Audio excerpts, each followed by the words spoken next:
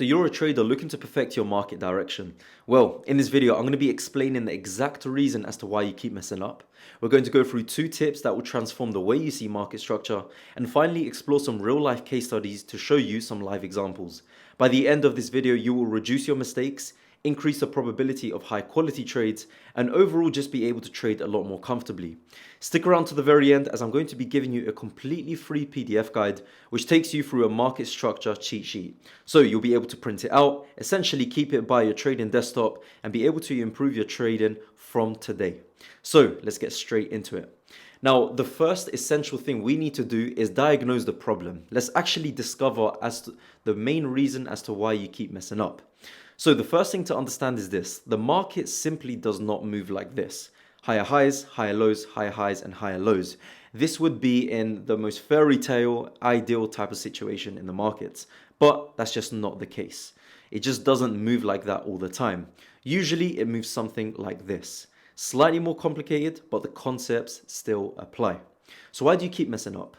Well, first of all, you get confused by breaker structures and change of characters that can happen anywhere. You doubt if your trend selection is actually correct. You have no systematic entry system, and you finally do not know which point of interest to actually enter at. Now let me quickly break down the basics of market structure, and then we'll finally get into the 2 main tips that will completely transform your understanding of market structure. Now there are 2 main market conditions. You've either got trends or you've got consolidations. This essentially creates a market flow. So we've got consolidation periods as shown below.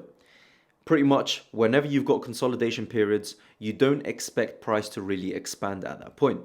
And then contrasting that to expansion periods, these are the areas in between these consolidation phases. And this essentially creates that market flow. You go from consolidation to expansion to consolidation to expansion.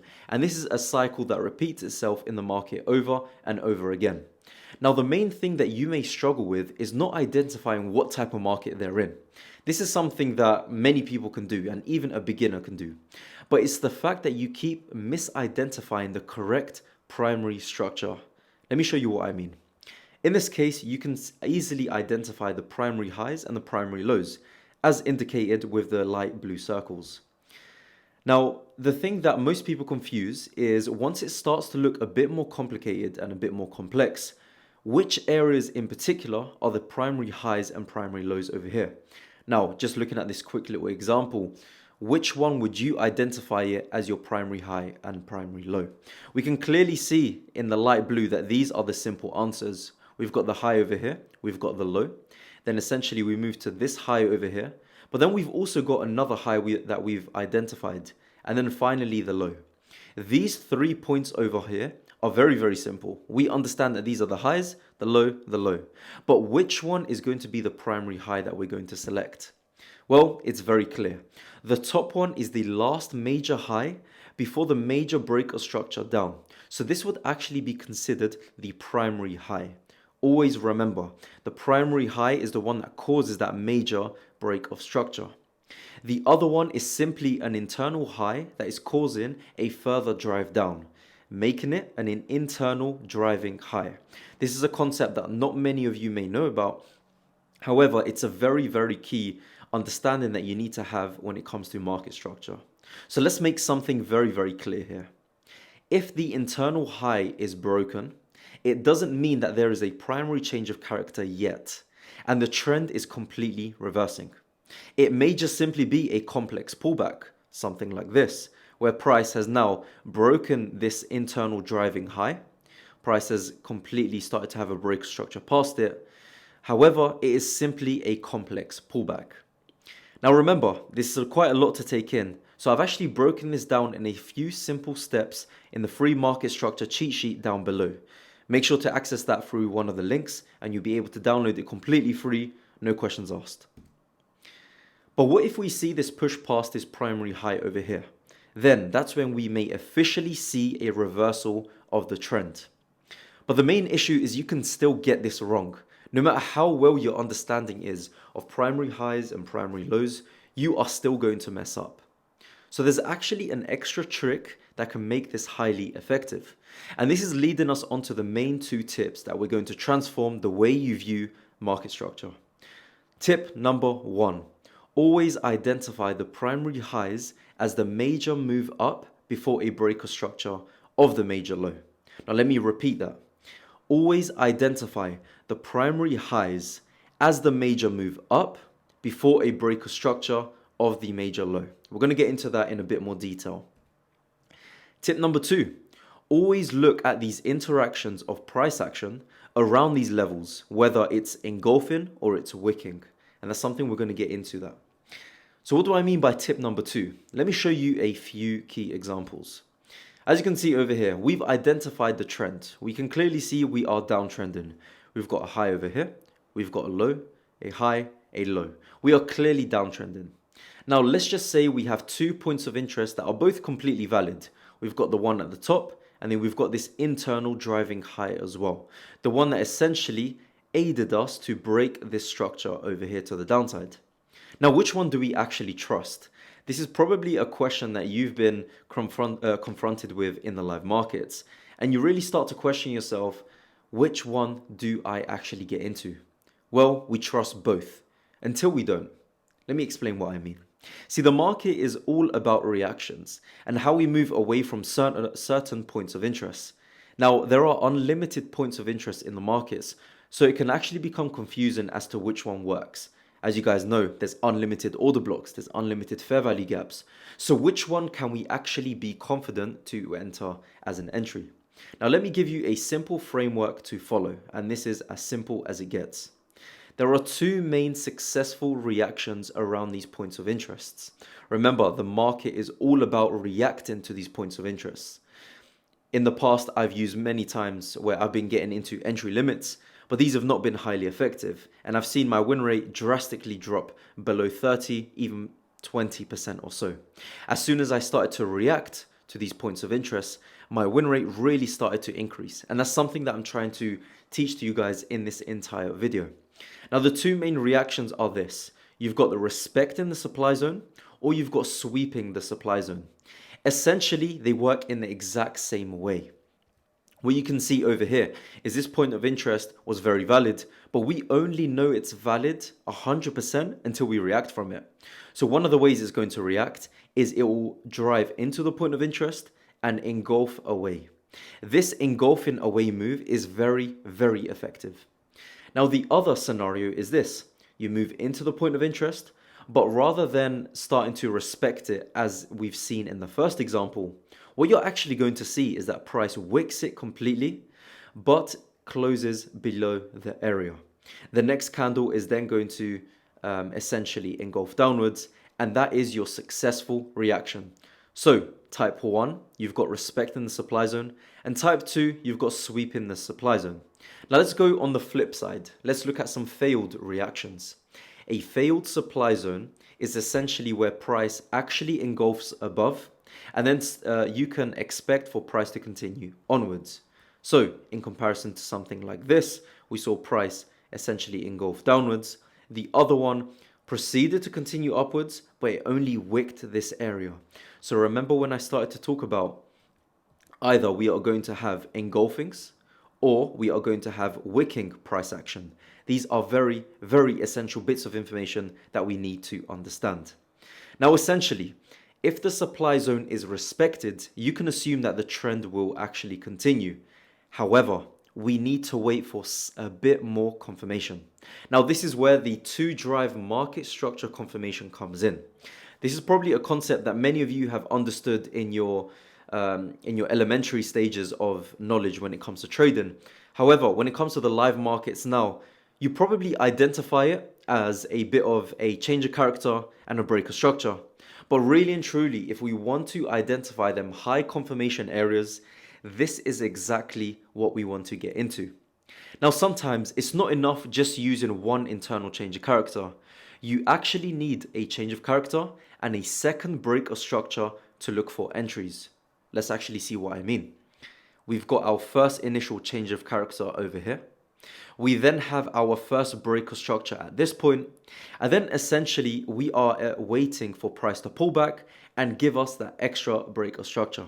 And that is finally when we're going to be getting into our lower time frames and entering our trades. So this is the market structure formula. you have a premium point of interest, plus a successful point of interest reaction, plus a second drive confirmation, this will finally guarantee you success. Primary point of interest, successful point of interest reaction, and then a second drive confirmation. Take a second to take a note of that, whether it's on your notes app, whether it's on your notebook. Please take notes throughout this entire video. Now, quickly before we get into everything, if you are looking to get funded with one of the most trusted prop firms in the entire industry, then Funded Next is going to be the choice for you. They have literally stayed on top of this game for the longest while with over 5-star 30,000 reviews on Trustpilot. One of the key things that they actually do is they give you incentives that no other prop firm actually gives you. For example, if you don't get paid out within 24 hours of requesting it, they pay you an extra $1,000 on top. 15% profit share from the actual challenge phase, so you're still making money from the very beginning. And the challenge is very reasonable as well. 8% in phase 1, 5% in phase 2, beating some of the other competitors in the entire industry. And by the way, you can literally get funded from as little as $59. And also, if you do use the code Diamant at checkout, you'll get 120% reward added for your first payout. So building up on everything we have, let's actually make a bigger picture and get into a lot more detail. Now, as we all know, everything when it comes to a trend starts off like this. You're going to have a higher high, a higher low, higher high, higher low if you're in an uptrend, and then obviously a lower low, lower high, lower low, lower high when it comes to a downtrend. Now, as we start to move downwards, we obviously know our move simply does not happen like this. Essentially, it's going to move down in phases. We've got eventually that internal driving high over here, starts to break down even further, and that's finally when we're waiting for price to pull back and eventually continue to the downside. But let's actually explore this in a bit more detail. So we have highlighted that we have got these 2 points of interest over here. Both are very valid. Now, why is that? The first reason is this. Whenever we are marking out a point of interest, it comes down to 2 simple things. The first one is, did it leave an imbalance? Leave a, or can we say a fair value gap? And the second one as well is, did it actually break structure? Did it break structure? Now, in both of these occasions, we could say yes, because over here, for example, it maybe has broken some internal structure over here. However, here, for example, it's broken this low over here. So both areas are going to be very valid, especially since it's actually broken this main piece of structure over here.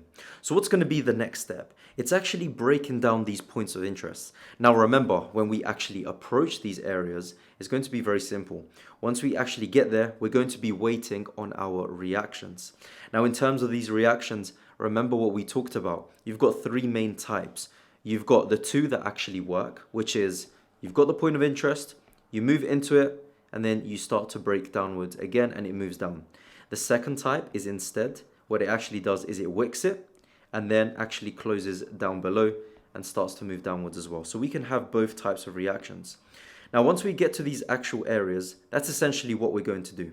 Once we're moving down there, this is what we're going to be waiting for. Price will eventually have a internal low that has formed. We eventually want to wait for that either to be broken or, for example, for this area to be wicked in terms of the liquidity. Now, as we start to zoom in this scenario, what we've got is price actually starts to break down. Essentially, we wait for the pullback, we wait for the breakdown again, so that second break of structure. Finally, that's where we wait for our entries exactly over here. But how are we going to get into our entries? Now, there are 2 ways you can do this. Either you are going to set an entry limit, or you are going to enter on some engulfing candles. Now, this really depends. Let's say, for example, this right here, all of it is a 15-minute piece of structure. So this is a 15-minute high, this is a 15-minute low, this is a high, this is the low again. So just based on that, you have to take it down to a smaller time frame. An example could be the 5-minute, an example could be the 1 minute. Now, just based on how much detail we've got within this entire range, I would say that this is going to be a 1-minute range. So from the 15-minute, you want to drop down to the 1-minute time frame. From this point, essentially, as soon as you see price get to here, if you like to enter on these entry limits, then you're simply just going to set your limit, stop loss above the high over here, and then eventually enter on something that looks like this. However, if you do actually prefer to enter on engulfings, essentially what you're going to be waiting on is for price to come back to this area, and the same concepts. Price will give you an engulfing candle down, you enter, stop loss just above, and it will look a little something like this. Now let's take this to an extra level of detail. This is simply not going to be enough. You have to work out where your take profits are going to be and where price could actually move towards.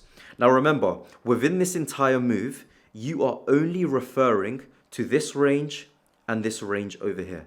So this is actually the range that you're going to be dealing with, this exact point. So when we are getting into our sells, we can only imagine that price will come back to this kind of area as a maximum. Past this point, past this break of structure point, we actually have no idea where price could move to. Now there are a few indications. For example, price, if we had some sort of demand zone over here in the corner, we can imagine that price could move towards this area as a maximum. However, when we're really referring to just this range over here, we only have to look at the internal range for a high quality take profit point. Now remember what I'm saying just there and put some emphasis on this as well. In this internal range over here, this is our easiest level for price to actually move towards. Once we get to external ranges, these are areas of undiscovered land in a way. We don't know exactly if price is actually going to move towards there.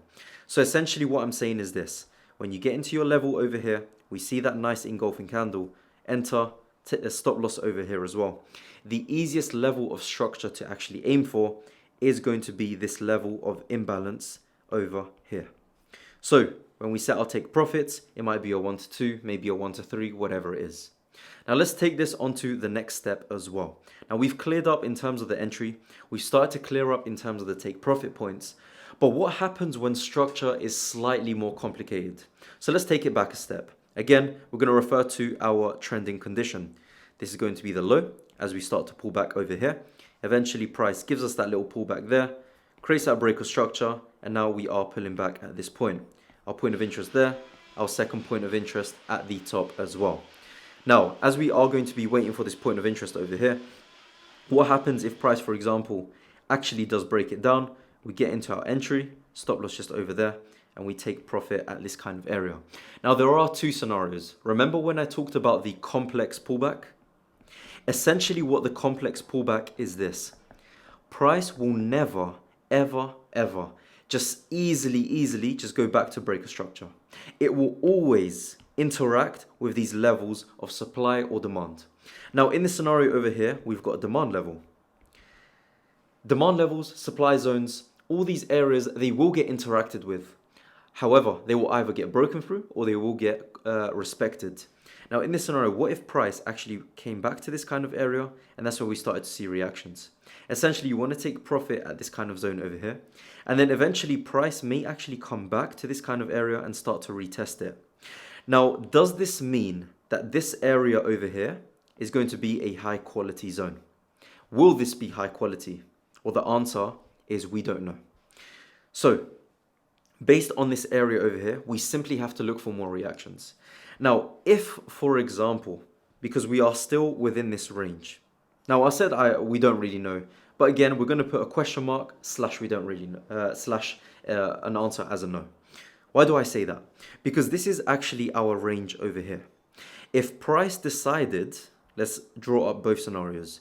Let's say, for example, price moves something like this. We're now pulling back. Okay. This is scenario 1. And this is going to be scenario 2. So let's mark out the highs, the main lows, all that sort of stuff. The next time, price moves down, pulls back again. Similar type of scenario in the beginning. We've got the highs, the lows, the highs, the lows. Price pulls back, does its thing, does the second drive break of structure, and then comes here. And it actually breaks it below.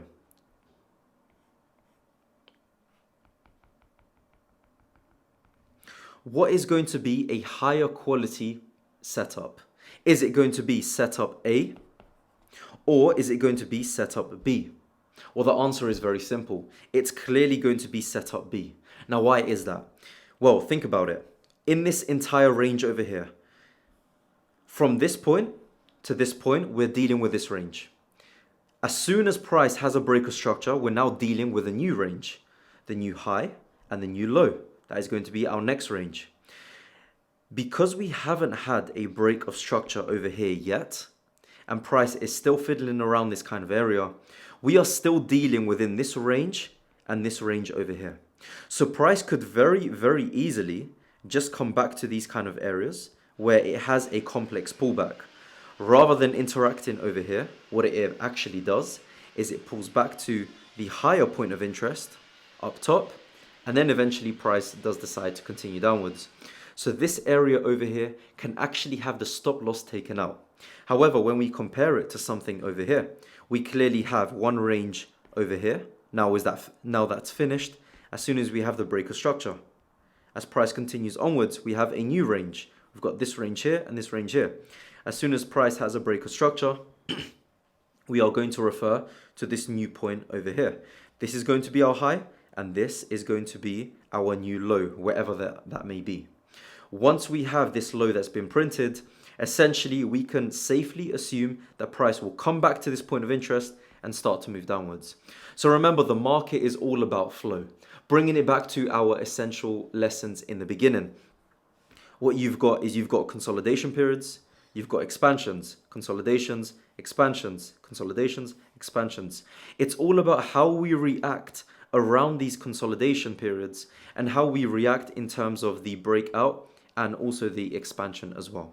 There's so many scenarios in the markets. You're going to have something like this where price has pulled back, for example, it's had the complex pullback, and then it starts to move upwards and it's actually broken outside of that main range.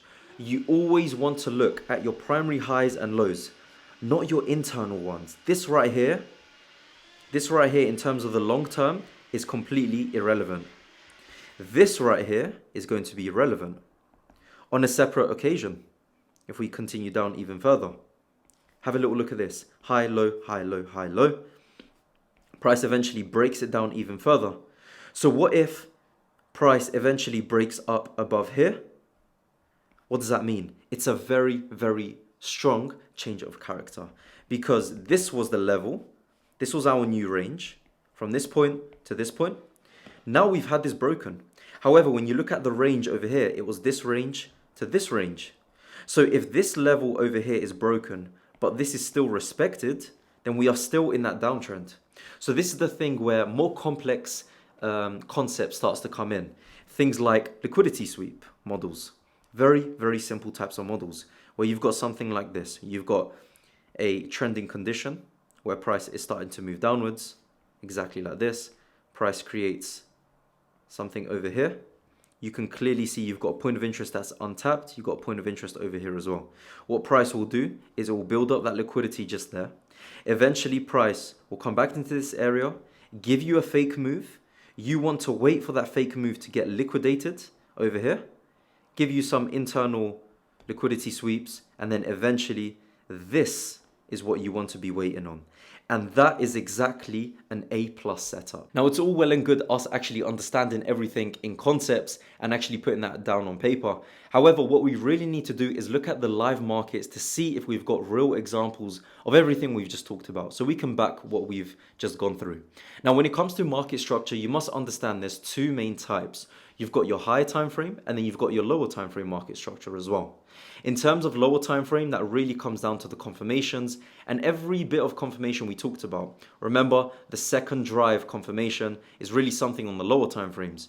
When it comes to the higher time frames, we need to look at our points of interest, our primary highs, our primary lows, and how we react to these kind of areas. Let me just show you one very clear example. As you can see here on Euro GBP, our trend is clearly bullish. We are clearly creating lows, highs, and eventually price is starting to continue up very, very aggressively. So we can only assume that we can look for pullbacks and eventually for price to continue upwards. In this little scenario over here, what have we got? We can identify that we've got our most recent low around this area over here and our most recent high over here. So essentially, we've got a few points of interest in between these points. We clearly have a point of interest over here. We clearly have another point of interest over here, and then essentially the one right at the bottom, the extreme level over here. Now, this is really where some of you guys have analysis paralysis, where you've got so many points of interest and you really don't know what kind of area to actually enter on.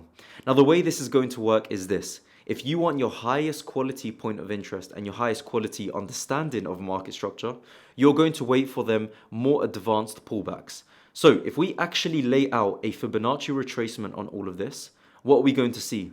We've got the 61.8% retracement over here. Anything below this area is going to be valid. Anything above is obviously going to be seen as a very premium zone.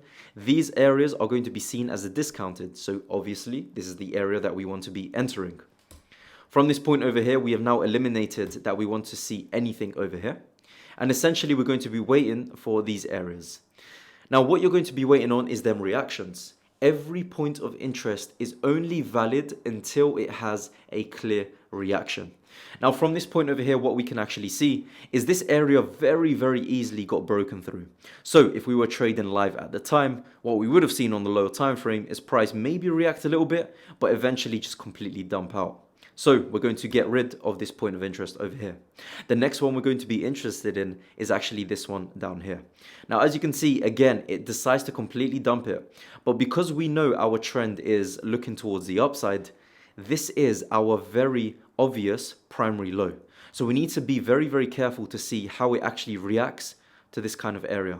And as you can see, as price proceeded onwards, it decided to consolidate a little bit, eventually perhaps give us a small change of character on the lower time frame, but eventually price decided to completely manipulate it over here.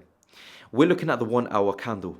So the one thing that's very important to understand here is how does this 1 hour candle actually close? Remember the points that we were actually talking about. It is very, very important. Once we see that price sweeps it over here and actually closes above the low, as seen at this candle over here, it sweeps and it closes above. That's a little indication that we might start to see a reversal. Then the next candle actually shows us a wick to the downside and then eventually an engulfing candle to the upside. So this is when we're thinking, okay, cool. We are now actually going to continue on with our point of interest. Now, since we are in an uptrend, we're only going to be looking for buys. So essentially, that's where we get into our lower time frames, and that's when we can start to look for any of these pullbacks. And essentially, that's how it works. Let's actually continue this on even further. At this point, as price decided to continue upwards, we obviously knew that our high was going to be over here. Now, the hard thing for price to do is to actually break this level immediately. What did I say earlier on in the video? When price actually goes to the premium area, it's not going to have that breaker structure immediately. It might play around a little bit, it might give you that little pullback, but eventually price will continue up if the trend is strong enough and if fundamentals are strong enough as well. As you can see, price decided to actually respect this kind of area. However, it never really gave any strong indication that we were starting to move downwards. Even this little engulfing candle over here never broke down this low over here. Price eventually decided to continue upwards and the trend has now continued. So once we identify the top of the trend, we have now established our new range. Our new range is going to be varying from the low over here. Let's delete some of the stuff we've had in the past, all the way to the top over here. So we know that as soon as we break this low over here, we are going to have a solid change of character. In the meantime, we are only going to be looking for buys on the higher time frame. Again, when we stick a Fibonacci on this entire retracement, we can clearly see that we are only going to be looking for buys at these discounted areas. Again, the same thing applies. This point of interest looks very solid, and the next level over as well, this area looks very solid as well. So all of this stuff over here is just a distraction, simply just to put you away to try and get you into them losses. If somebody was observing this zone over here, they would have seen a minor change of character to the upside. But again, price pulled back into this area and never gave any substantial engulfing candle to the upside. So this is exactly what I'm talking about, guys. Whenever you are looking at market structure, you have to think of a few key points. Where is your primary structure? How is price reacting around points of interests? And what is our actual range? In this occasion over here, our range was clearly this. We manipulated it, so we stayed within the range and price decided to continue upwards. As soon as we had this breaker structure, our new range was clearly this over here. Now let's continue onwards to see what our new range is presented. Price decided to consolidate for a long while, and then eventually price is now starting to break this low over here. So in my head, I have to be thinking, what is our new range? Well, it's very simple. This was the last primary high before price actually decided to break this level over here. So our major range is going to be from here to here now, if this is going to be the major low. Again, we've got drive-in points of interest. For example, this one over here. We've got this one over here. But the same logic applies. You always have to wait for your reactions, because otherwise you're going to get caught out in the markets. You're going to put 4 entry limits and you're going to be losing 3 of them, and perhaps only 1 of them is going to be winning. And who knows if it even holds up. So everything that I've talked about today, yes, it can be complicated. However, when you really break it down, it starts to get a lot more simple. Try to make your trading as systematic as possible. And guys, please like, subscribe, follow any of the links that I've got in the description. You're going to receive way more value when you actually click on some of them. The free course, the free PDF, all that sort of stuff. So guys, I wish you all the best.